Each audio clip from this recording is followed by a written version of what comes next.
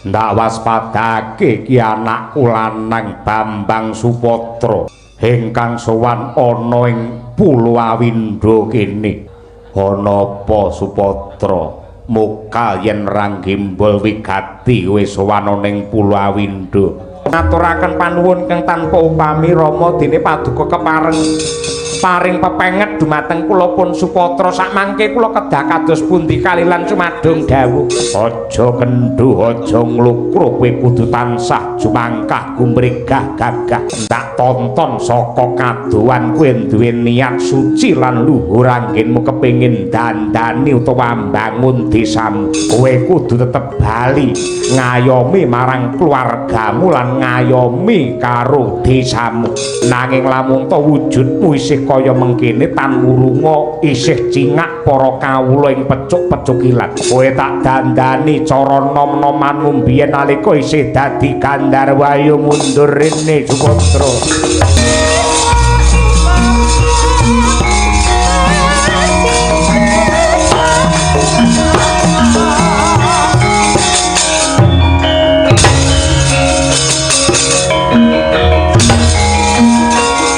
Nuwun sewu prasasat kados kejugrukan Wukir Sari Kablabaran Samudra Madu dene desa kula ing namung semanten jembaripun parandene kok kerawan para priyagung Ngastina menika penemban Begawan Durna miwah Raden Patih Harya Sengkuni ingkang rawuh.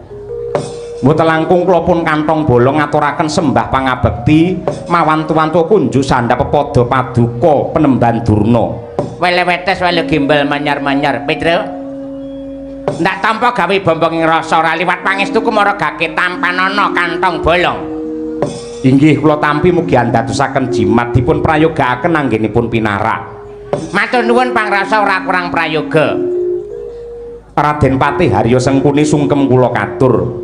Iya Petro ndak tampa ora liwat pangestuku maragake tampanana. Inggih kula pundi mugi dadosaken jimat dipun prayogakaken anggenipun pinarak Raden Patih Harya Sengkuni. Ya Petro ora kurang sawiji apa. Kok janur gunung kadengaren ndika para priyagung kepareng rawuh wonten ing pecuk-pecukilan. Yen pancen wonten wigatos ing badhe kababar kalilan kula badhe ngangklungaken jangga nilingaken karna nyadong rumentahing sabda tama paduka penemban Durna. Petro, kowe tak kandhani ya. Bener sing dadi ucapmu, janjane ora tinemu nalar. Ing atase Pendhita Durna sing wis kondhang kaloka dadi punjawa kraton negara Ngastina, parandene kok banjur biayaan nganti tekan ning desamu kene iki. Kuwi janjane ora trep ora pas. Apa meneh aku teko kene arep nemoni karo dapurmu ki janjane ora trep. Nek gandeng aku diperintah karo sesembahanku ya ki anak Prabu Duryudana Narendra Ngastina supaya aku teko ning kene. Nganti keretaku ki bola-bali mondhak-mandhek mergo ngerti dalanmu sing kaya ngono kuwi. Gandeng aku diperintah karo angger anak Prabu Jaka Pitana ing Ngastina, mula ya aku kudu budal nadyan tok aktiku jane peksan teko kene iki. Mergo aku sing ngerti, anggere aku teko nggene Petruk, teko ning desa kene, mesti aku beda karo sing wis-wis. Yen aku teko ning ndi-ndi mesti mulih nggo dhuwit pirang-pirang. Aku tak dadi talang pangandikane angger anak Prabu Duryudana. Sing intine ngene. Wis marambah makaping-kaping. Wong Ngastina ki amboyonge marang bapakmu ya kuwi Semar Badranaya. Diboyong marang negara Ngastina mung tansah gagar wigar. Bapakmu ora gerem, yen ora banjur digandoli karo para Pandhawa. Mula pripalungguhan iki yen pancen Semar wis mbeguguk ngutha waton ora gelem tak boyong marang negara Ngastina, genti anake lanang. Kowe Petro. Yen kowe gelem syukur, wadene kowe ora gelem engko genti Gareng sing tak boyong. Gareng nek ora gelem, Bagong sing tak boyong. Mula mumpung pripalungguhan iki ana pakurmatan agung saka negara Ngastina kowe budala. Kowe tak boyong marang negara Ngastina, ora bakal tiba ning Padas Surit, nek bakal tiba ning Kasur Babut ingkang kebak kamulyan. Kowe dimuktake mapan nang kono. Kowe mangan apa wae keturutan, nyandang model piye wae bakal kasembadan. Paribasan Kecah Bondo, Gateng Mutiara ngono kae. Kowe bakal dadi wong sugih dadakan. Nuwun sewu, Penemban Durna. Piye Petruk? Ayo budal dina iki. Nggih riyen to. elek-elek wonten pecuk-pecukilan mriki kula menika dados pamong. Kuniwa dados lurah sing dipun sepuhaken wonten mriki menika Petruk. Dados urusan kula menika kathah, kewajiban kula menika kathah, pakaryan kula menika mboten sithik. Saya-saya nuwun sewu kula caosi prisa. Desa kula mriki badhe duwe gawe. Ngunjukaken raos syukur wonten purbane Hyang Agung kanthi ngawontenaken sedekah bumi. Ora perlu nganake sedekah napa wi? Sing baku rasa kowe gagas karo para kawula. Kawula do nete-nete uripe do keserakat uripe seratas gagas. Sing baku kowe sak keluargamu mulya mapan ana negara Ngastina. Budal dina iki lho mboten saged. Kula menika nggih nggadahi kerepotan. Repot-repot apa? Kula niki tasih gadah pedamelan tanggung jawab ingkang kedah kula rampungaken. Yen mangke kula tilar wonten negari Ngastina niki mangke ngesakaken dumateng para kawula. Mila saking menika dinten samangke kula dereng saged sowan wonten negari Ngastina, mbok menawi mangke sanes wekdal kula badhe sowan. Petruk. Tegese yen pancen kaya ngono kuwi wong sing ora kena ginawe becik. Mongko aku nampa perintah tunggal saka Ratu Ngastina Anggaran Prabu Duryudana. Kowe bakal dimulyake, kowe dimuktekke parandene ora gelem ki jane menungsa model piye ngono kuwi. Tur tekaku kene karo Adipati Harya Sengkuni diparingi Purbawasisa. Aku teka kene iki ora mung karo Adipati Harya Sengkuni, ning nganti Prawadya Balasata Kurawa sing gunggunge iki pirang-pirang. Yen nganti kowe ora gelem tak boyong marang negara Ngastina, nuwun sewu ora kok meden-medeni karo kowe. Ora nganti kenthong subuh, desamu bakal rata padha bumi Petruk. Nuwun sewu Penemban Durna. Nadyan to jenengan niku pejabat negara, pujangga kraton Ngastina, ning mboten saged jenengan njur Murbawasisa meksa dumateng raosipun Petruk. Jenengan pancen pendhita pengpengan Raden Patih Harya Sengkuni nika wong nomor 2 sak negara Ngastina. Niku yen mapan wonten Ngastina teng mriki mboten saged. Wong mriki ni sanes dapil panjenengan. Kula mboten kudu manut kalih panjenengan. Lho, ngoten niku. Mila nyuwun pangapunten ingkang agung nadyan to dipeksa, diancam, diincim kados pundi kemawon, kula mboten badhe bidal dhateng Ngastina. Kowe kudu bidal dina iki, mboten bidal. Mangkata Petruk, mboten purun nggih, mboten purun. Ampun meksa kalih kula. Yen pancen kaya mengkono tegese kowe ora kena ginawe becik. Kaya sing tak kandhake ngarep aku ra ijen. Kowe tegese tega tegel mentala karo uripmu. Tega tegel mentala karo desamu. Ripalungguhan iki ora kok njur ngancam-ngancam kok sing ndok sebutake iki ora. Ning iki bakal dadi bukti lan nyata. Mergo ora manut karo dawuhe Pendhita Durna, kula mboten wedi kali sinten-sinten. Kula menika mboten wedi kali sinten-sinten lan kula mboten edan kali bondo. Mang janjeni mang pameri so yen Ngastina uripe kepenak mulya wibawa sak anak rabimu. Ngoten niku kula mboten butuh bangsa ngoten niku.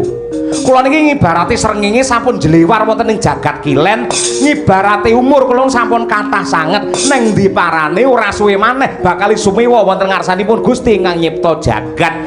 Wong niku yen ngadhep ana ngarsane pangeran ora ditakoki babakan derajat pangkat bondo donya sawah amba tegal jembar. Ning sing ditakokne niku amale.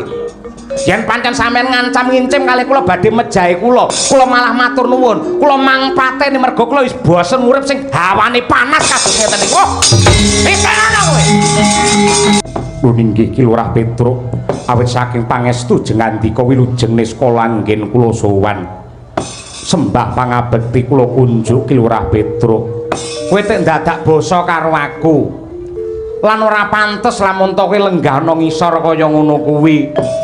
Allah tanpa rupa iki pendhita lho Man, mboten. Nadyan kados pundi kemawon kula tasih kemutan dumateng sejarah. Wiwit kula tasih alit ngantos diwasa menika dipun gulawentah dening para panakawan. Mliginipun jengandika Ki Lurah Petruk, dosa menapa ingkang badhe kula tampi menawi ngantos kula tilar ing tata krami.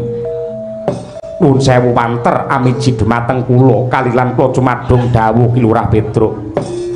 Anu Man, wonten dawuh. Ripalungguhan iki aku bakal nyuwun tulung karo panjenenganmu. Sapa meneh sing tak sambat sebuti yen ora kowe. Ingkang dipun kersakaken, desaku kene iki geger. Merga tekane Sata Kurawa sing dipandhegani karo Pendhita Durna lan Patih Harya Sengkuni. Lah, aku mesakake karo kahanane para kawula yen aku ki cilik lara gedhe mati aku lila legawa ikhlas lahir batin ning sing tak pikir kuwi wong cilik merga marambah makaping-kaping yen ana geger ngono kuwi sing dadi korban mesti wong cilik wis wong cilik omahe ndelik dimari ublik lingguhe dingklik yen geger keculik dhisik digebuki nganti mendelik kuwi wong cilik mula kanggo srana nyelametake marang para kawula ing pecuk-pecukilan aku njaluk tulung karo kowe ya man inggih yen tetelo kados mekaten boten langkung sendika ngestakaken dawuh katuran pinarak ingkang prayogi kula mangke ing badhe budidaya ngunduraken dumateng para sata Kurawa ya bagus yen pancen kaya mangkono sadurunge aku ngaturake panuwun ingkang tanpa upama nadyanto kowe pandhita tur pendhita sing wis tuwa muga-muga gedhe lelabuhamu bisa dadi kaca brenggala tumrape wong sak desa kene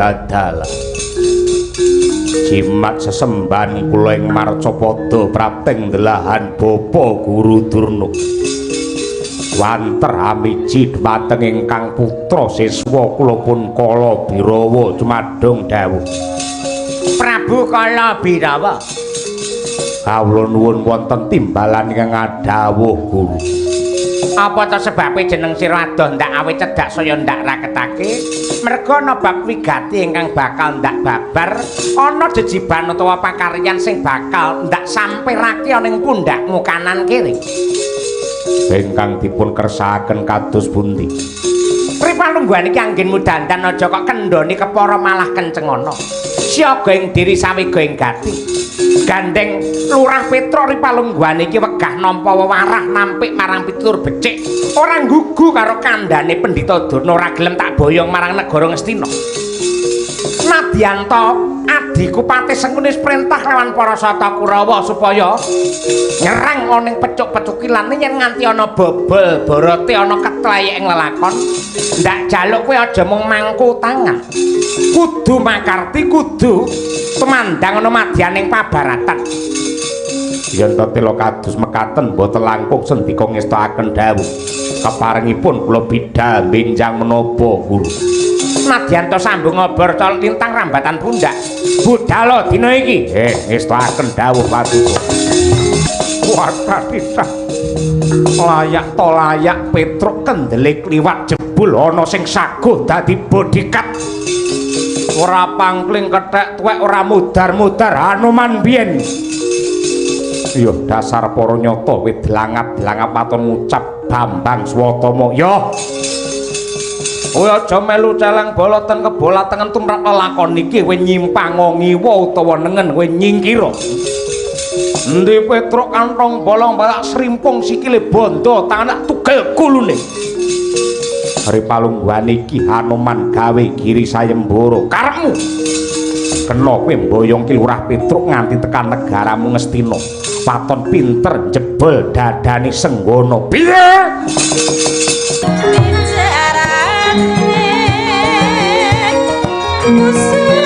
awas oh oh hey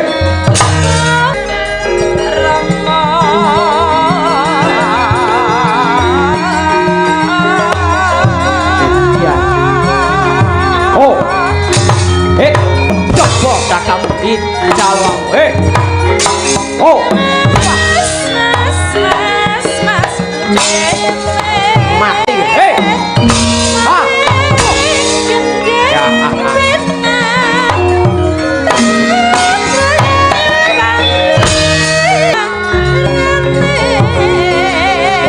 ya, wah, tuh, mati ya. Waduh yo.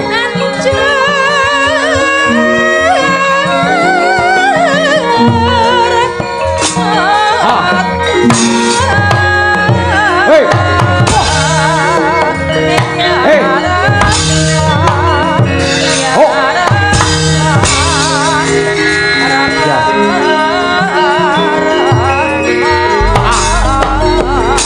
Oh. Hey.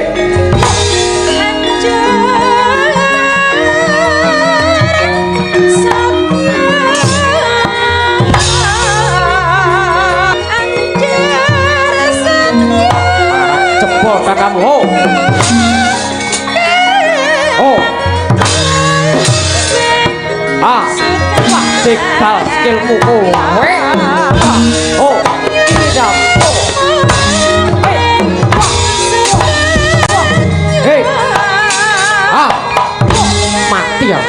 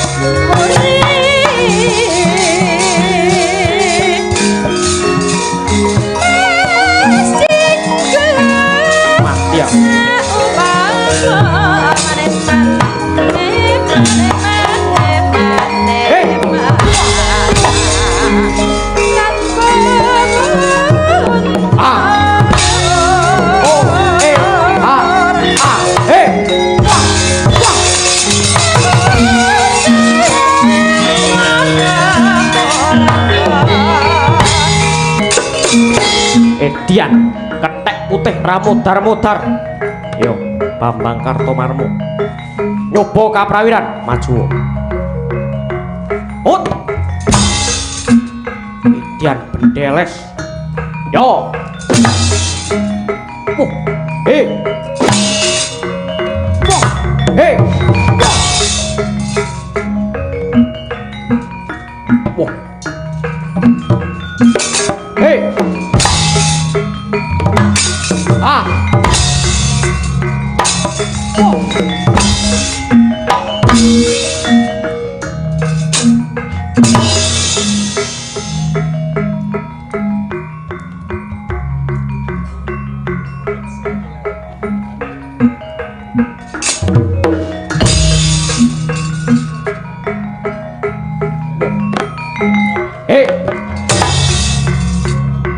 ah India. Oh.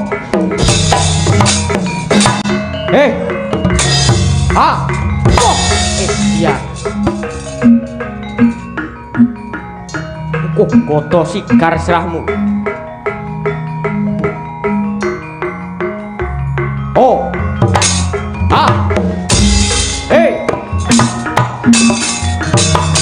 Oh, hai. Oh.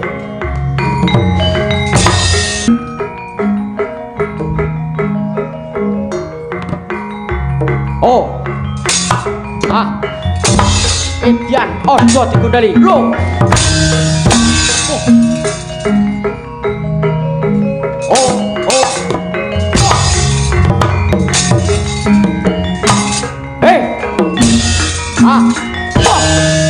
Dan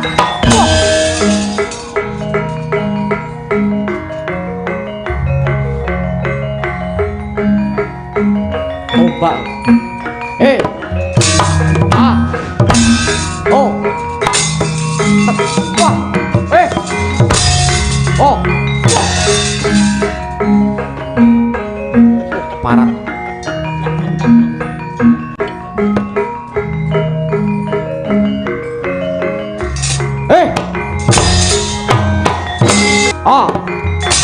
Eh. Ah. Weh. Eh. Wah. Piye ngono? Ah. Eh. Oh. Eh. Oh. Mati aku. Wah. Eh. Wah. Wah.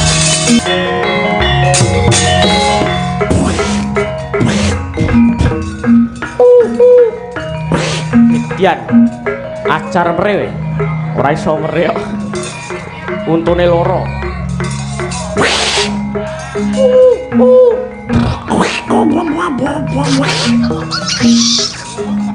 Dian. Oh. Hey.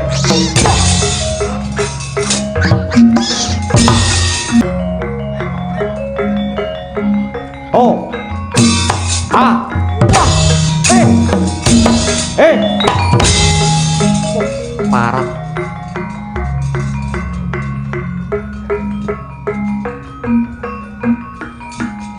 Oh. Wah. Wah. Dian iso ngono e.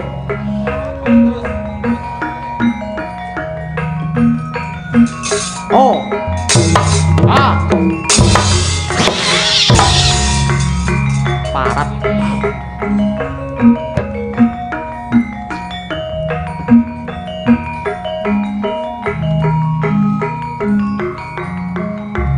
Yo. Oh. Ah, lo. Lo. Eh.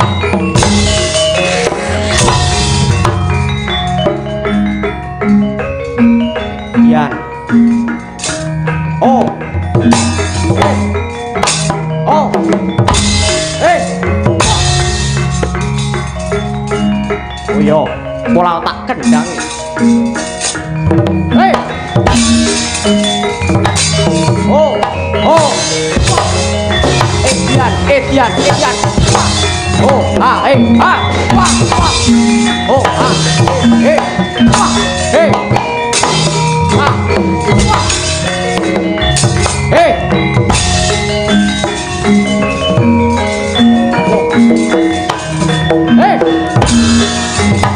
Oh. Ah. Oh. Wah, ora kena. Oh. Ah.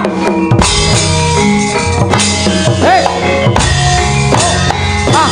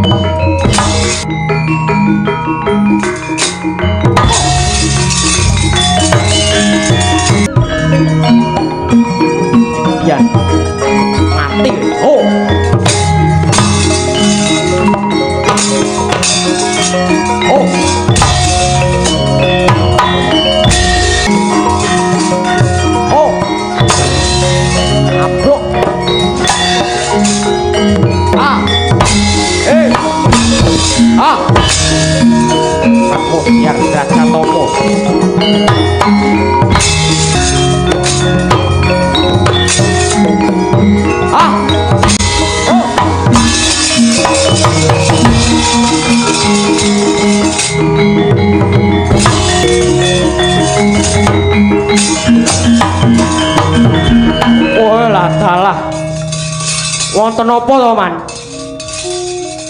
Dur. Kowe iki apa rada nyawang, kowe ora nyawang para Kurawa padha adus kringet perang musuh Anoman. Lah dalah, para Kurawa niku jumlahe kathah, Man. Meng mungsuh Petruk, wah gampang, Man. Wong siji musuh wong 100, bayangno ya menang wong 100 to, Man. Ya ning coba mulane kowe iki nek ana wong perang aja turu. Mbok nyawang kae sing maju dudu Petruk. Kae sing maju ana Anoman. Wah. Lah terus kula kon pripun, Man? Ya kon perang to, Dur. Mungsuhe sapa? Ya Anoman iki piye to? Wah, musuh Anomane niku kethek. Mboten saged, mboten level, mboten timbang. Lah terus piye? Apike nek kula niku perang kali sampean mano to, Man? Oh ya lucu to, Dur. Wis, pokoknya aku ora gelem, aku nggak mau tahu. Kowe kudu perang, musuh Anoman mbuh sapa musuhe, kowe kudu perang. Weh lah salah.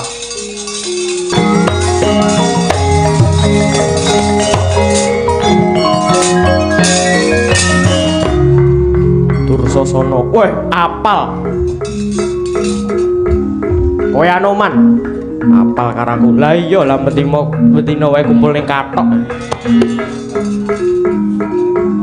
Lah kathoke kotak-kotak. Mati dari tangan kowe Anoman. Maju. Oke. Ut.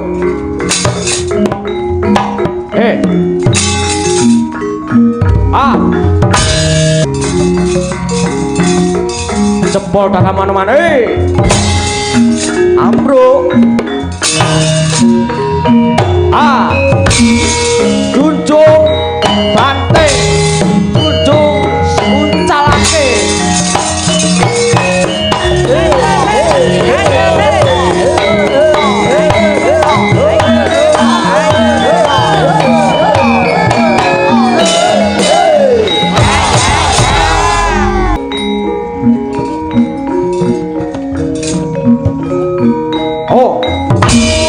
Ora apa-apa. Hati-hati, ora usah meling.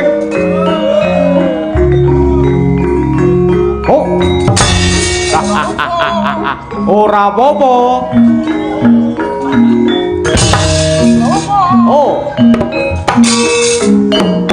Junjung banting, junjung uncalake.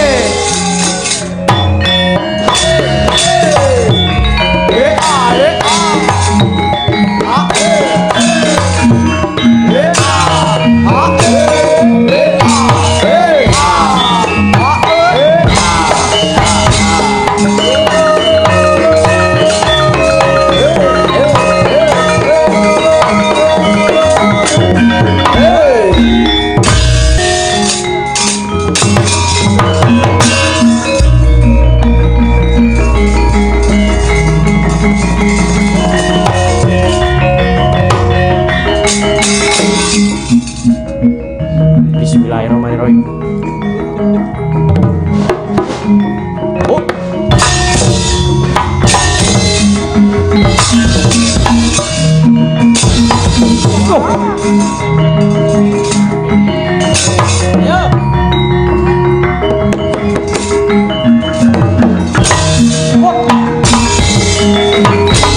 Anak Prabu Kalabirawa ngandika Raden Patih Arya Sengkuni inggih nggih.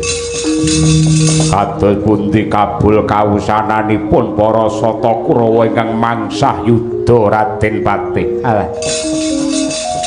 Mboten gondro sepira sedaya sami dadi gotongan. Merga wonten ingkang ndumbani, wonten ingkang ndekengi dumateng Petruk nenggih Pendhita Kendali Sada pun Anoman. Gandeng para sata Kurawa sami dados royongan. Purba masisa kula aturaken dumateng anak Prabu Kalabirawa. Mangsu mingkir.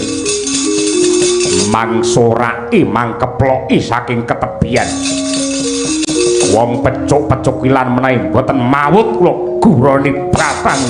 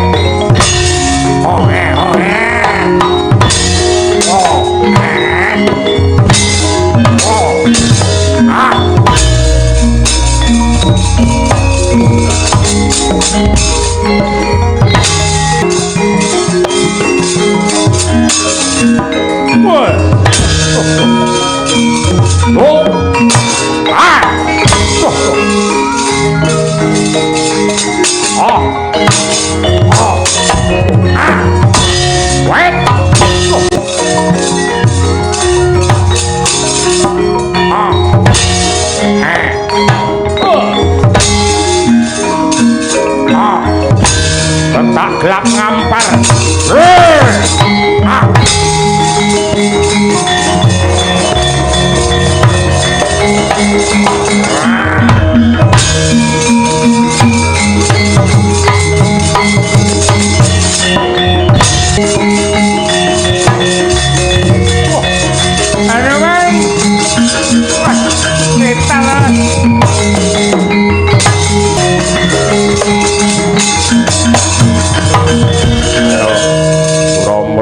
Jayamrata kowe mesti sing jenenge Petruk. Dasar para nyata sapa iki? Kala Birawa siswane Penemban Durna. Mripatmu mesti weruh dhewe. Sing kok dama-dama sing kok gul-gulke sing jenenge Anoman Kendang Kapracundang. Tanpa beda kelawan kowe yen ra gelem diboyong ning Ngastina. Tan urunga bakal uncat saka anggamu nyawa kuwi piye?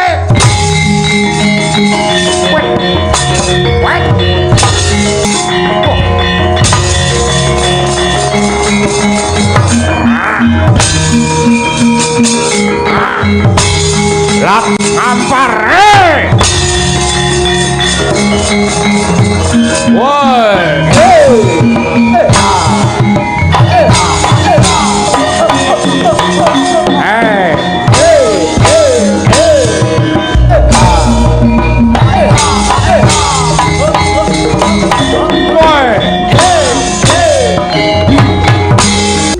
Karta Marma nuwun wonten timbalan kang ngadhawuh Paman Patih mestine mripatmu weruh dhewe mulat marang kaprawirane Prabu Kala Birawa ingkang ngedap-ngedapi nganti Anoman kelawan Petruk kantong bolong Kendang Kapracundang mbuh ngendi tibane lajeng samangke kersanipun kados pundi aku kelingan kok mbiyen putuku Lesmana Mandra Kumara Atmajane anak Prabu Duryudana nate dan kepayang ngengleng bingleng karo Putri Ndarawati sing jenenge Dewi Purantawati ingkang ripalungguhan iki dirabi karo Petruk. Kowe mlebu ana omahe Petruk golek ana Purantawati glandangen boyongen marang negara Ngastina. Ora kelakon boyong Petruk Purantawati malah bisa gawe mareme penggalihe putuku Lesmana.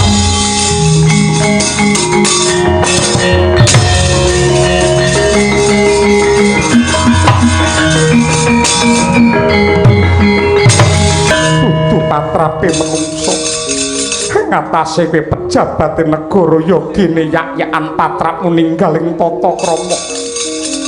Kowe sing jenenge Purantawati dasar para nyata. Ripalungguhan iki wong wadon krubyuk kabutan Pinjung ora perlu kakean pertingkat. Ndak boyong marang negara Ngastina.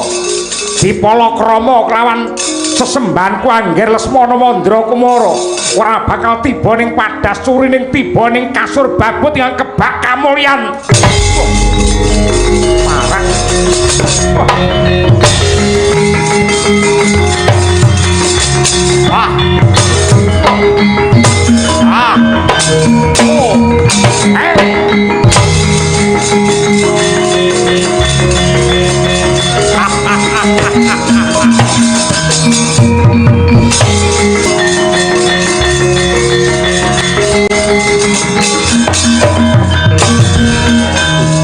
ngerti diri kaya mengkono patrape para sata Kurawa wani cumantaka nyidra kelawan ibuku iki anake lanang Ki Lurah Petruk sing jenenge Lengkung Kusuma ora bakal meneng mulat kahanan sing kaya mengkene. Nuwun sewu sinuwun Prabu Ndarawati sinten ingkang kula sambat sebuti kejawi namung jeneng dika sinuwun.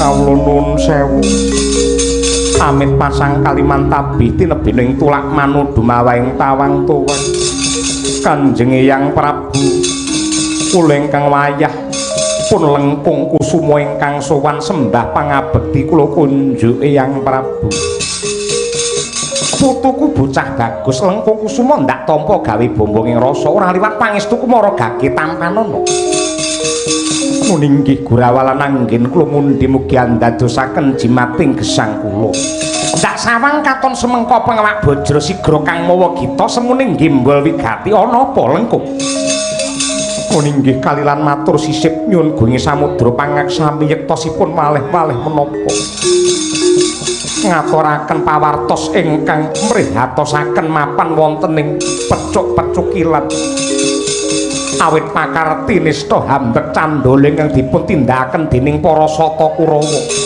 ingkang murang tata badhe ambayongi dumateng Kanjeng Rama Kyai Petruk Kantong Bolong satemah dadosaken panca bakah mapan wonten ing pecukilan nadyanto sampun dipun bantu dening Penemban Anoman nanging kridanipun siswa saking Sokalima Kala Birawa satemah dadosaken Kanjeng Rama miwah Penemban Anoman kendang kapracundang kuntal kaprapal malah wonten bab ing saya ndadosaken merkiti ing manah kula kadiajur mumur manah kula karana Kanjeng Ibu Parantawati dipun bradat kalian para sata Kurawa dipun dabyang-dabyang prapteng negari Ngastina Hyang Prabu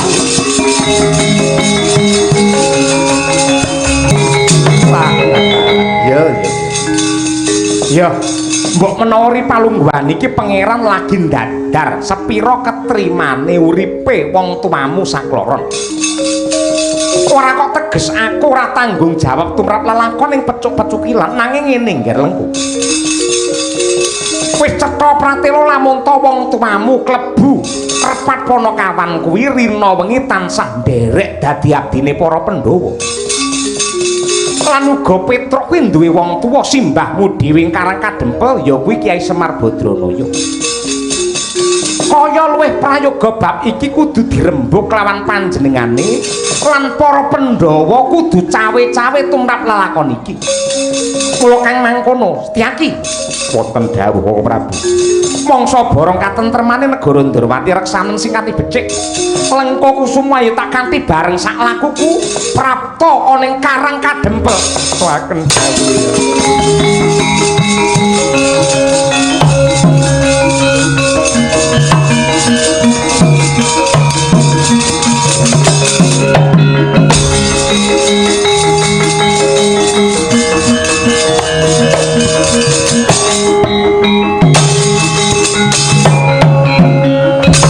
Begegek sadulita melai-lai sasampunipun para bendara kula Ndara Werkudara lan Ndara Janaka rawuh wonten ing Karang Kadempel lah kok samangke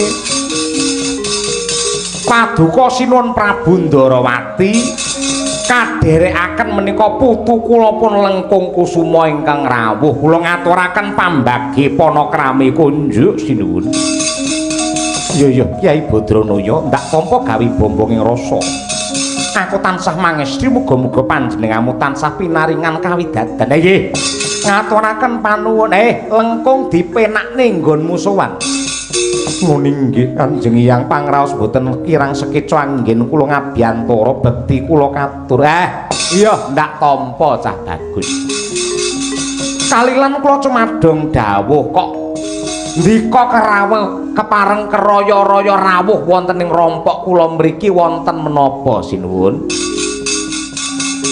Kyai Badranaya.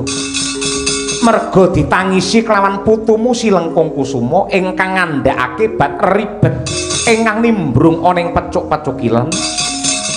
Niat sarta tekate Petruk sing sejati niki luhur ngunjukake rasa syukur marang ngarsane Bathara bebarengan kelawan kabeh para kawula. Ning nyatane ripalungguhan iki lagi didadar ketrimane Petruk dening Gusti ingkang gelar jagat lantarane para sata Kurawa ingkang teka ning pecuk-pecukilan gawe gendra, gawe kisruh, gawe giduh.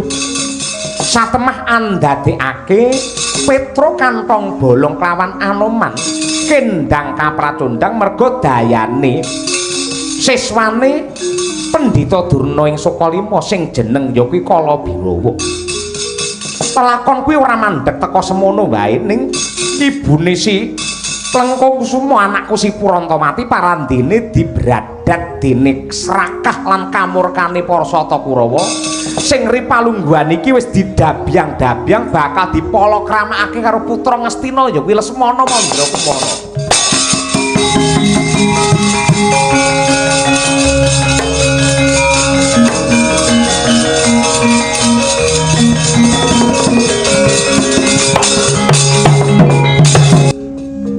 Sinuwun Prabu Ndarawati. Nadyan kados pundi kemawon kula lan panjenengan menika dadi wong tuwa. Sing jenenge wong tuwa niku kudu kena tinuwa tuwa lan tinuwi-tuwi kena kanggo gondhelan, kena kanggo paugeran, kena kanggo patuladan ingkang becik. Mongko wong Jawa niku titikane. Wong Jawa sing apik niku tandane siji ora kagetan, loro ora nggumungan. Perkawis lampahan ingkang kababar wonten pecuk-pecukilan monggo sakmangke mboten perlu kula kalian panjenengan wong tuwa sing makarti sing tumandang. Yen ana perkara sing tuwa-tuwa sing tansah jumangkah lan cancut lan benjang menapa para nom-noman anggenipun ngetingalaken labuh labetipun. Mriki wonten Ndara Werkudara, wonten Ndara Janaka, wonten putu kula Lengkung Kusuma. Cobi kula kalih jenengan ningali kemawon kalian ndongaaken kemawon.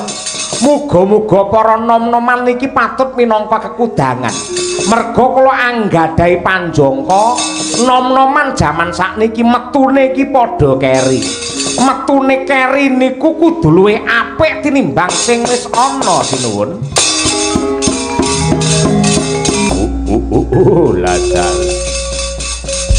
Ana bocah bagus sing mung dingkluk nyawang karo ayang-ayange dhewe sapa? Lek nom mripatmu jerengen gobok kala tanpa rupa iki putra pecuk-pecukilan atmajane Kyai Petruk kantong bolong Lengkung Kusuma kang dadi aranmu. Kowe mapan ning Karang Kadempe mesti kowe golek pengayoman karo mbahmu Semar Badranaya. Yunadyan mangkono nanging ripalungguhan iki tekadku wis kenceng, niatku wis gembleng. Mripatku weruh dhewe kowe Kalabirawa sing anjalari marang wong tuaku kendang kapracundang satemah nemu bilahi. Mula ripalungguhan iki anake lanang sing ora trima, yen ora trima arep apa? Durung marem rasane ngati lamun to durung kesek sirahmu. Ayo maju gaglak limpamu, ha.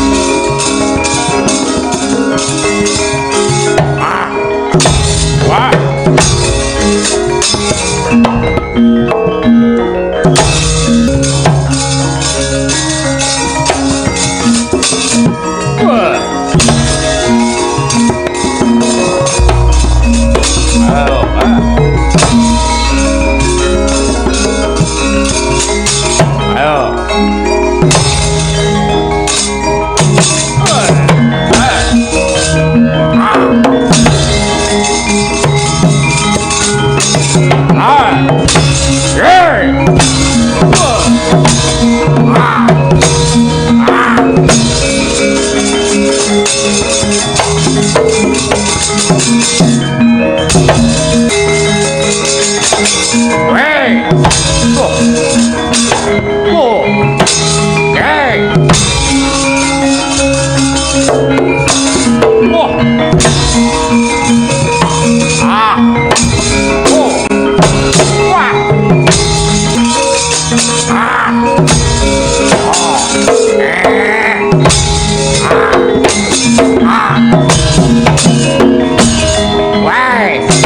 Weh.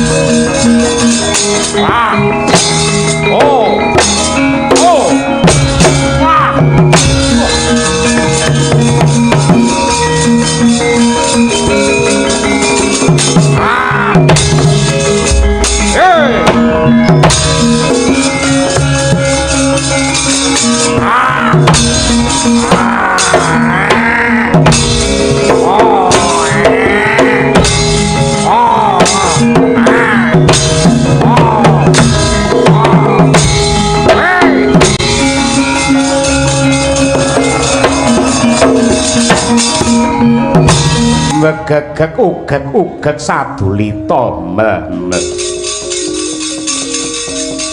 Nyatane para tarunane bangsa bareng diwenehi gawean ora bisa ngrampungi. Ning ora dadi apa paling ora dheweke wis gumregah rasane anggene cancut gumregut kaya mengkono. Sing jenenge akal kuwi kalahe karo akal, otot kuwi kalahe karo otak. Yen ora sing gerang sing makarti ora rampung.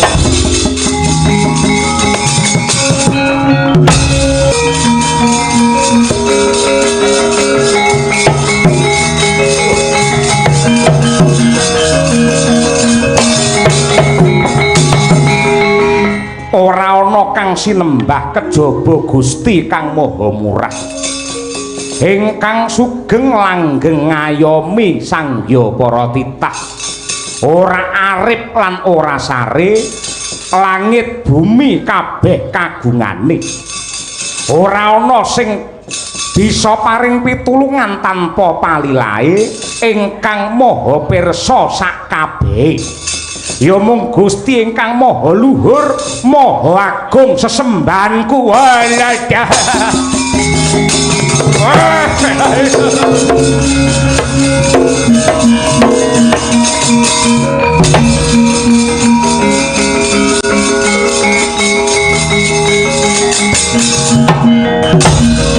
Menaku enggal entuk pangan ya kuwi bocah Sukerta malah konangan Semar sing ngalor ngidul nyunggi ayat kursi.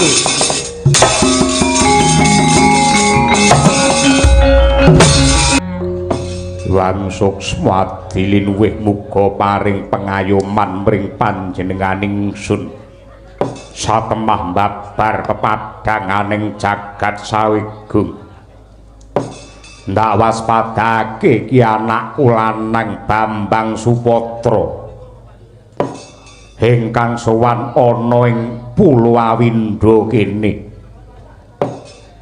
Padha winantu Basuki anggenmu Prapta Supatra. Nun inggih Kanjeng Rama, awit berkah pangestunipun Kanjeng Rama Gandharwa Raja Supala ingkang lenggah wonten ing Pulo Awindha mriki wilujeng niring sambikala mboten langkung sembah pangabekti kula kunjuk Rama. Ndak tampa gawe bombonging rasa. Lajeng ingkang pinarak wonten wingking niku wujudipun Rewanda Seta. Menapa kinten-kinten amit sewu jenengan nggih saged tata jalma. Inggih. Inggih Sang Prabu. dipun tepangaken kula menika pun Anoman nggih senggana saking pertapan Kendali Sada. Edan isa guneman inggih saged napa kinten-kinten jenengan ngemut radio. Mboten pancen kula sampun saged guneman kados mekaten wiwit kula lair cengen nalika semanten. Ngaten. Arek apik. Kok ya jarian barang. Inggih. Ngapunten menika jaripun bolong merga menika jari rombongan. Ana apa Supatra? Muka yen Ranggimbol wigati wis wana ning Pulo Awindo. Kanjeng Rama, kula kok malah langkung krasan mapan wonten ing jagating Gandharwa mriki. Nalika semanten kula menika nggih Gandharwa lan kepingin suwita dumateng Kyai Semar Badranaya satemah kamanungsan. Ning sebabipun menapa jare menungsa niku titah ingkang derajatipun luhur piyambak. Ning kok sak mangke wontenipun namung tiyang ingkang ngumbar kamurkan, ngumbar dumateng kanistan lan ugi ndeder dumateng kamurkan hawa nafsu ingkang tansah dipun umbar saben dinten. Mila kula kok langkung prayogi, langkung tentrem, langkung ayem mapan wonten ing Awindo kemawon kempal kalian gendruwo tinimbang kumpul kalian menungso sing patrape malah sak ngisore gendruwo. Supatra, aja kaya mengkono. Sing jenenge lelakon ki adile mung disandang, aja nganti kowe ngresah lan ngresula. Merga pancen kaya ngono kuwi kodrat lakune jaman. Jeneng sira tak kandhani sing jenenge jaman kuwi diperang dadi papat. Jaman diperang dadi papat ya kuwi jaman emas, jaman perak, jaman tembaga lan uga jaman wesi. Jaman monel mboten enten nggih. Ora ono. Kok monel-monel sir kula nggih keprak ora rungokno dhisik. Jaman emas kuwi anane mung tentrem lan rahayu, racake sipate menungso isih tulus lan suci, durung kalepetan kamurkan lan dosa. Mula anane mung bagya lan mulya. Sakwise jaman emas banjur nglerek neng jaman perak. Kautaman isih ngrembaka nanging angkara murka nadyanto mung sithik wis wiwit ana. Banjur sakwise jaman perak nglerek neng jaman tembaga, antarane kautaman lan kamurkan wis timbang. Neng endi ana kautaman mesti neng kono barengi tukule kanistan. Hewadene ingkang angka 4 ya kuwi jaman wesi. Kautaman wis kagiles dening kanepson lan kamurkan. Manungsa ngakune ya mengiran karo Gusti nanging sejatine iki mung dadi kudung lan amping-amping anggone mangiran karo kadonyan lan derajat pangkat. Supatra, nanging gandeng lakune jaman iku nyokro manggilingan. Lakune jaman ki nyokro manggilingan kaya dene ubenging roda.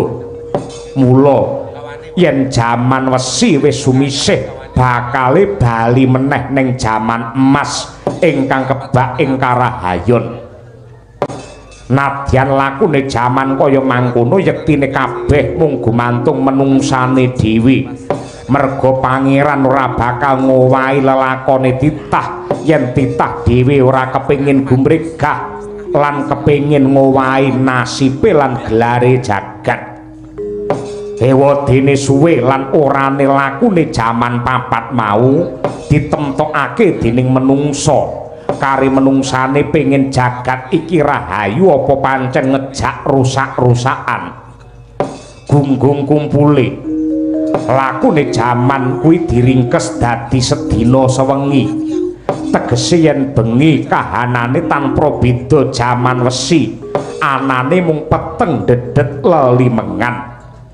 ning kahanan yen peteng dedet mesti bakal para esuk srengenge enggal jedul sing tegese kahanan yen wis peteng bangeti padange enggal teka rahayune enggal rawuh Supatra. Ngaturaken panuwun kang tanpa upami Rama dene paduka kepareng paring pepenget dumateng kula pun Supatra sakmangke kula kedah kados pundi kalilan sumadong dawuh. Aja kendhu aja nglukruh kowe kudu tansah jumangkah gumregah gagah. Ndak tonton saka kadohan kowe duwe niat suci lan luhur anggenmu kepengin dandani utawa mbangun desamu. Kowe kudu tetep bali ngayomi marang keluargamu lan ngayomi karo desamu. Nanging lamun to wujudmu isih kaya mengkene tan wurunga isih cingak para kawula ing pecuk-pecuk ilat. Kowe tak dandani cara nom-nomanmu biyen nalika isih dadi Gandarwayu mundur rene Supatra.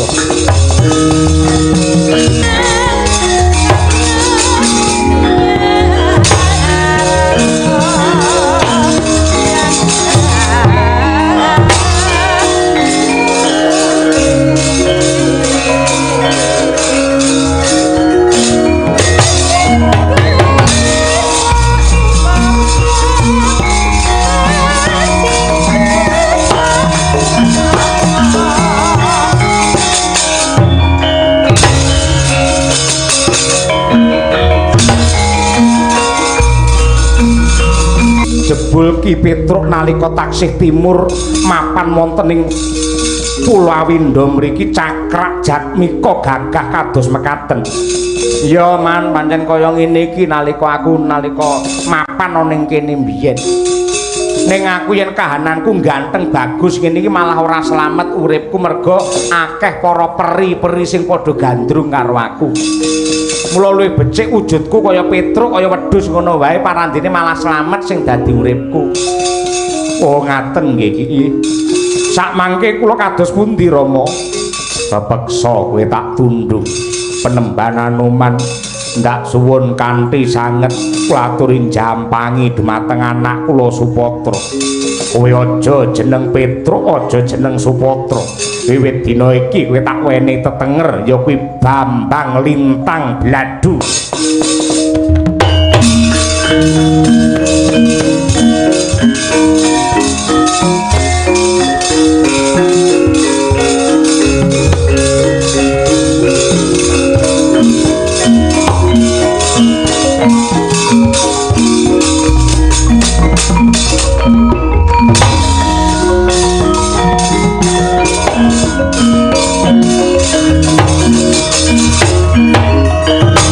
Jebul buta krembyah-krembyah kuwi mau dumadi saka Bathara Kala Kyai Semar. Inggih. Pancen mekaten Sinun Prabu Ndarawati. Nanging antiri palungguhan iki putramu kelawan Anoman durung ana kabar. Klebu anakku Purantomati sing digawa para Kurawa njur piye? Bonto mang pinarak ingkang prayogi. Mangke mesti wonten sing dadi jalaran.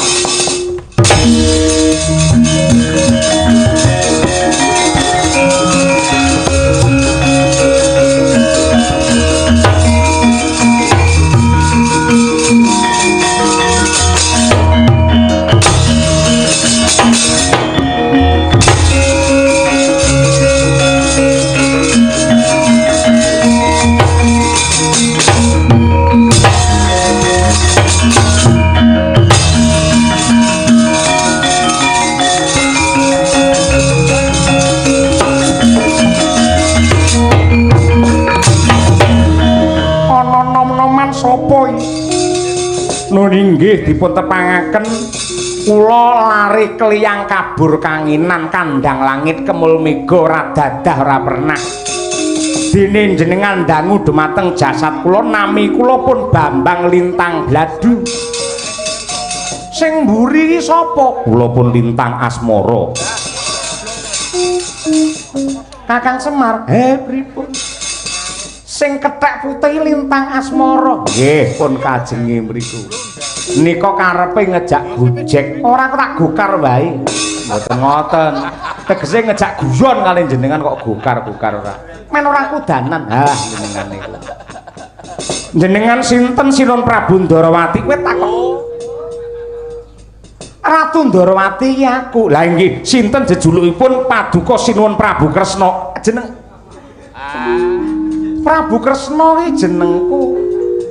Ingkang wingking lemo menika sinten naminipun Kiai Semar? Aku. Wis ngerti kok dadak takon. Kula namung ngawur, nadyan ngawur ning pener. Hah, tiwas mboten kula tomboki. Kersane piye? Nuwun sewu gandeng jengandika kekalih menika minangka reksakaning jagat lan ugi talining jagat. Kula kepengin nderek memayu hayuning bawana. Pramila kula badhe nderek suwita wonten ngarsa Paduka Sinuwun Prabu Ndarawati. Iya, ndak tampa ning Jer Basuki mawa biya Ripalungguhan iki lagi peteng jagatku. Merga anakku wadon dicolong karo Parsata Kurawa sing jenenge Purantawati. Waton kowe bisa nggawa bali kanthi wilujeng anakku Purantawati, ndak tampa pasuwitanmu. Yen perlu ora mung ditampa suwita, kowe bakal diwenehi wujute lemah sing amba, ya kuwi desa sing jenenge Pecuk Pecukilan. Ya kuwi desane Petruk sak randane Petruk peken pisan. Walah to blas. Nek ngendika kaya ngono, ha ya kari gelem mangkat ora? Yen gelem mangkat Pak calone wi anugrahmu gede banget wi. Walah dalah.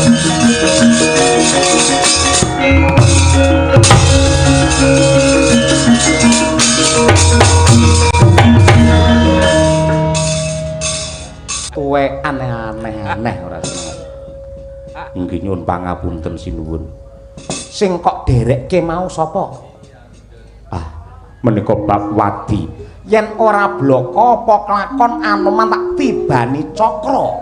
Wah, kok ngados mekaten niku kados pundi? Ayo bloko sapa ki mau? Menawi kula mboten jujur, kowe tak pateni Ripalungguhan iki. Kandha, sapa sejatine Lintang Bladu ki mau? Mboten wonten sanes kejawi sejatosipun menika, mboten wonten sanes angger ngantuk omongane ra genah. Sapa? Menika bab wadi. Ayo kene kupingku nang kene iki. Bisi ana aku. Ayo. Lagi. Wah, pekewet ora sah ngopo kok pekewet apa. Lho, menika. Hah, pripun Sinuwun Ndarawati? Kula mang bisiki. Lho. Jebul ingkang dados Lintang Bladu kala wau. Lho, kala wau. Ha iya Anoman ing bisik ya lho kaya ngono kok. Karepmu piye ta Anoman? Kula mboten perlu matur mangke dangu-dangu lak kejoderan. Oh iya manut karepmu.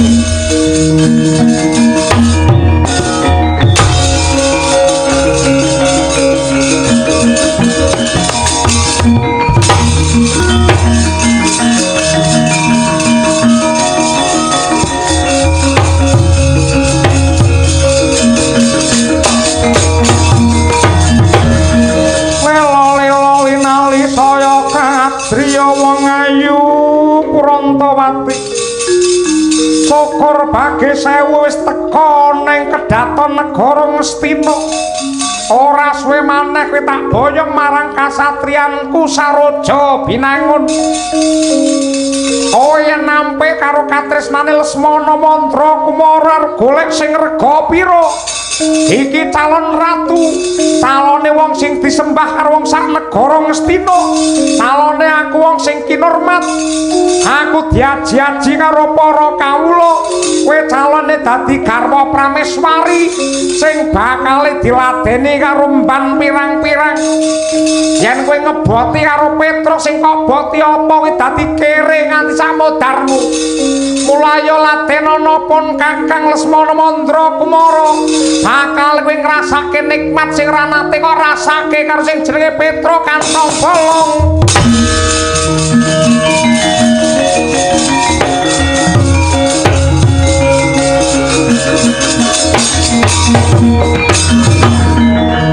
Ramaido kowe iki anak ratu. Lah iya. Ramaido kowe iki sugih. Lah mula kuwi ning wong wadon pamane dirabi karo kowe mesti ora ana sing gelem. Sebabe apa? Merga kowe kocluk. Ngibarate wedang sak gelas kowe kurang sak cendhok, yen hitungan 100 kurang 13. 87. Yo, nomere apa? Orang gila. Ora sotah aku leladi karo dedapuramu. Ruta paripeksa dina iki.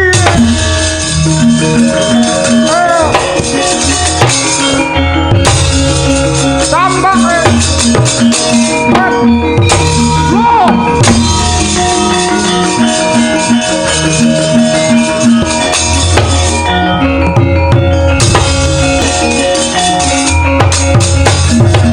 Lemah bengkak nyelo nyaru wus.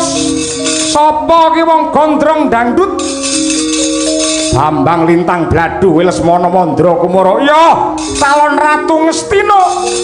Ora minggat dadi ndok pengamun-amun. Endi calon bojoku Purantawati? Nya.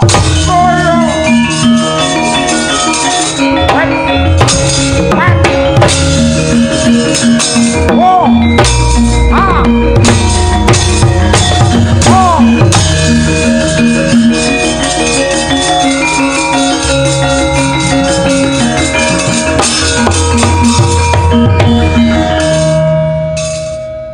Nuwun sewu. Kula ngaturaken panuwun ingkang tanpa upami Raden. Dene jengandika kepareng ngayomi dumateng Purantawati. Pramila saking menika nalika semanten kula sampun sumpah, kula sampun prasetya menawi wonten piyayi kakung ingkang nyelametaken kula. Inggih menika ingkang badhe kula suwitani donya prapteng delahan. Jare kowe bojone Petruk kantong bolong. Nggih riyin. Lah Petruk endi? Sampun modar. Mila saking menika kula kepengin suwita kalih panjenengan, kula tresna karo panjenengan. Wah, ora bakal rusak pagrayu. Bubrake wong omah-omah Rasudi.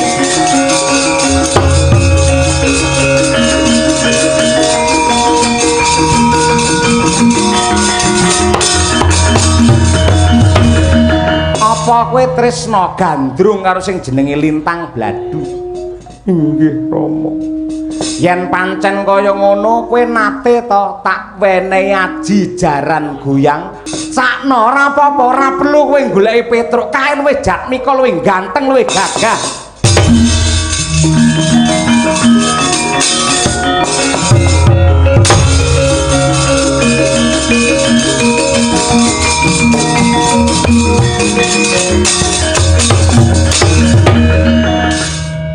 Sona matek ajiku jaran goyang. Sun goyanganing tengah latar cemetiku sada lanang. Sun sabetake gunung jugruk segara asat. Sun sabetake jabang bayine Lintang Bladu. Teka kedhep teka kerep welas asih awit saka keparenging pengiran. Esek-esek-esek. Esek-esek-esek. Rong jetetan mesti ambruk ning jariku Lintang.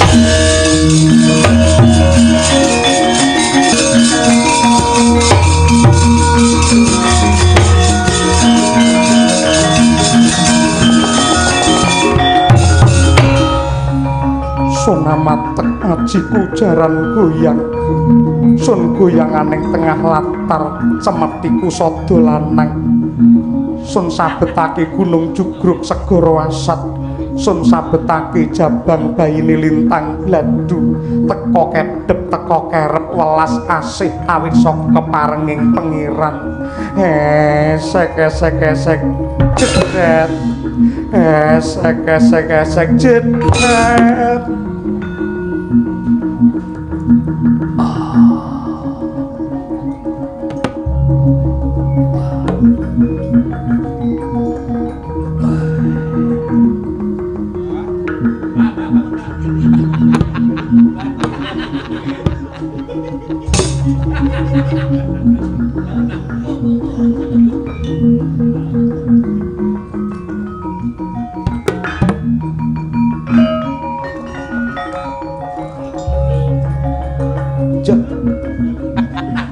Mbak Yu ku mlebu hotel karo wong liya.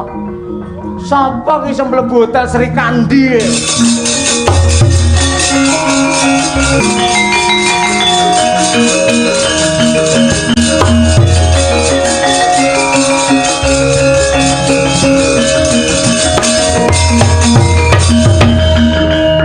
Sapa ki? Security hotel. Gareng, ya aku usaha le nabuh terus ora enak tonjone babar pisan. Nabuh rekoso lek ngantuk mesti dilok-lokne. Kaya ngene jenenge wong tuwek ngrumangsani le timbang dilok-lokke. Aku sak ngene iki duwe losmen iki. Sing tak mlebu sapa ngerti ora? Ora ngerti, ora gagas penting bayar ninggal KTP ya wis.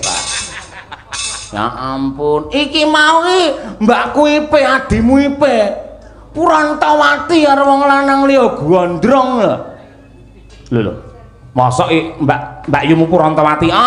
Bojone Mas Petro. Lah nganti ngerti Petro mendak kaya apa? Hah? Aku mlebu rono tak dobrake. Aku sing gledah rono. Gledah yang gledah bayar kene. Ayo bayar. Bayar piro? Ya sak butuhmu 2 jam ya sotem tegese 200.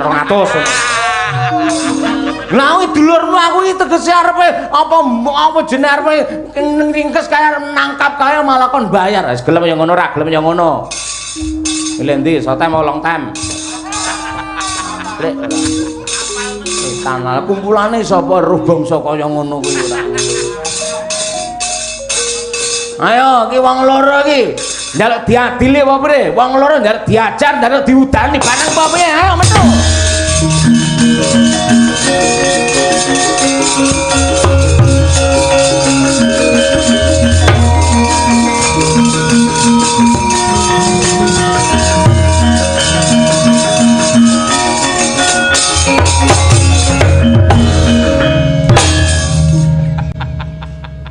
Raimu.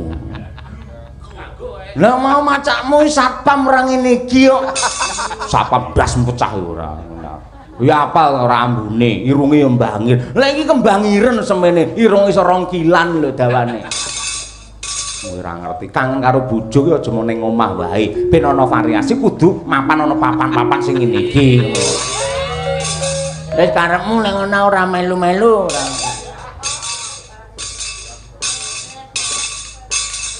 Ambine iki wis ra ngangge apa-apa dhek bludus mlebu. Wagong ya ora. Vitamin. Imboke lengkung. Nggih. Lha paman iki mau badare dudu Petruk piye? Kula apal.